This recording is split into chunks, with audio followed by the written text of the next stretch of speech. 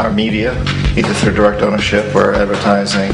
They control most of our politicians because they finance their campaigns either through their corporations or through personal contributions that come out of the corporations. They're not elected, they don't serve a limited term, they don't report to anybody. And at the very top of the corporatocracy, you really can't tell whether a person's working for a private corporation or the government because they're always moving back and forth.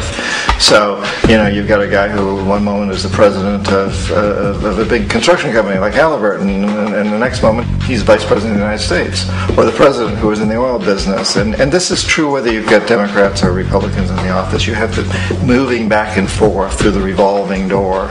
And in a way, our government is invisible a lot of the time, and its policies are carried out by our corporations on one level or another.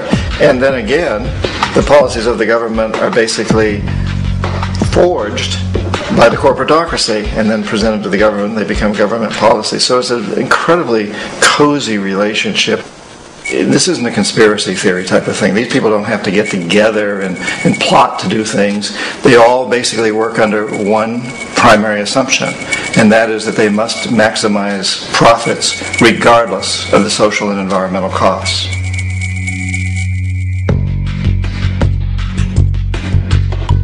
This process of manipulation by the corporatocracy through the use of debt, bribery, and political overthrow is called globalization. Just as the Federal Reserve keeps the American public in a position of indentured servitude through perpetual debt, inflation, and interest, the World Bank and IMF serve this role on a global scale. The basic scam is simple. Put a country in debt either by its own indiscretion or through corrupting the leader of that country. Then impose conditionalities or structural adjustment policies, often consisting of the following. Currency devaluation. When the value of a currency drops, so does everything valued in it. This makes indigenous resources available to predator countries at a fraction of their worth. Large funding cuts for social programs. These usually include education and healthcare, compromising the well-being and integrity of the society, leaving the public vulnerable to exploitation. Privatization of state-owned enterprises. This means that socially important systems can be purchased and regulated by foreign corporations for profit. For example, in 1999, the World Bank insisted that the Bolivian government sell the public water system of its third largest city to a subsidy of the U.S. corporation Bechtel. As soon as this occurred, water bills for the already impoverished local residents skyrocketed. It wasn't until after a full-blown revolt by the people that the Bechtel contract was nullified. Then there's trade liberalization, or the opening up of the economy through removing any restrictions on foreign trade.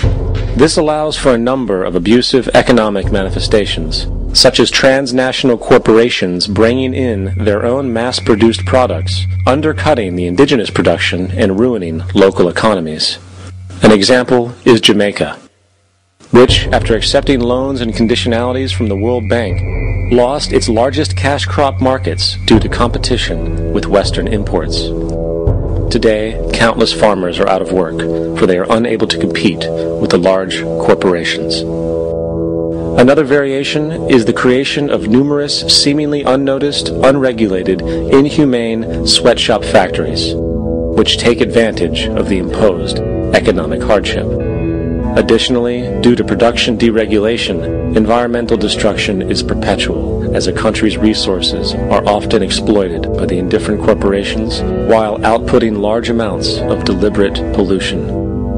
The largest environmental lawsuit in the history of the world today is being brought on behalf of 30,000 Ecuadorian Amazonian people against Texaco, which is now owned by Chevron. So today it's against Chevron, but for activities conducted by Texaco. Estimated to be more than 18 times what the Exxon Valdez dumped into the coast of Alaska. In the case of Ecuador, it wasn't an accident. The oil companies did it intentionally. They knew they were doing it to save money out there rather than arranging for proper disposal.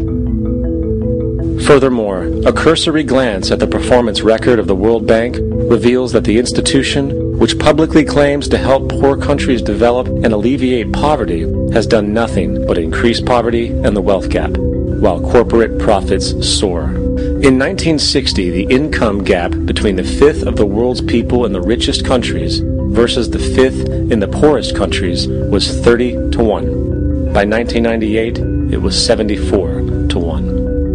While global GNP rose 40% between 1970 and 1985, those in poverty actually increased by 17%. While from 1985 to 2000, those living on less than $1 a day increased by 18%. Even the Joint Economic Committee of the U.S. Congress admitted that there is a mere 40% success rate of all World Bank projects. In the late 1960s, the World Bank intervened in Ecuador with large loans. During the next 30 years, poverty grew from 50% to 70%. Under or unemployment grew from 15 to 70%. Public debt increased from $240 million to $16 billion, while the share of resources allocated to the poor went from 20% to 6%. In fact, by the year 2000, 50% of Ecuador's national budget had to be allocated for paying its debts. It is important to understand the World Bank is, in fact, a U.S. bank, supporting U.S. interests. For the United States holds veto power over decisions, as it is the largest provider of capital. And where did it get this money? You guessed it. It made it out of thin air through the fractional reserve banking system. Of the world's top 100 economies, as based on annual GDP, 51 are corporations, and 47 of that 51 are U.S.-based. Walmart, General Motors, and Exxon are more economically powerful than Saudi Arabia, Poland, Norway, South Africa, Finland, Indonesia, and many others. And as protective trade barriers are broken down, currencies tossed together and manipulated in floating markets, and state economies overturned in favor of open competition and global capitalism, the empire expands. You get up on your little 21-inch screen and howl about America and democracy. There is no America. There is no democracy. There is only IBM and ITT and AT&T and DuPont, Dow, Union Carbide, and Exxon. Those are the nations of the world today. What do you think the Russians talk about in their councils of state? Karl Marx? They get out their linear programming charts, statistical decision theories, Minimax solutions, and compute the price-cost probabilities of their transactions and investments, just like we do. We no longer live in a world of nations and ideologies, Mr. Beale. The world is a college of corporations, inexorably determined by the immutable bylaws of business. The world is a business, Mr. Beale.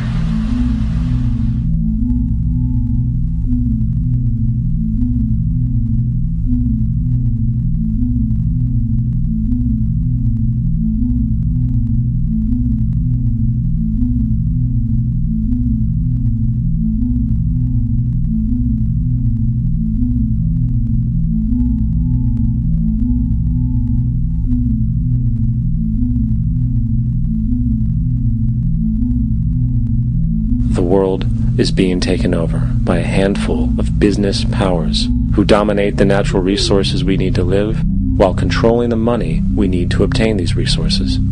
The end result will be world monopoly, based not on human life, but financial and corporate power. And as the inequality grows, naturally more and more people are becoming desperate. So the establishment was forced to come up with a new way to deal with anyone who challenges the system. So they gave birth to the terrorist. The term terrorist is an empty distinction, designed for any person or group who chooses to challenge the establishment. This isn't to be confused with the fictional Al-Qaeda, which was actually the name of a computer database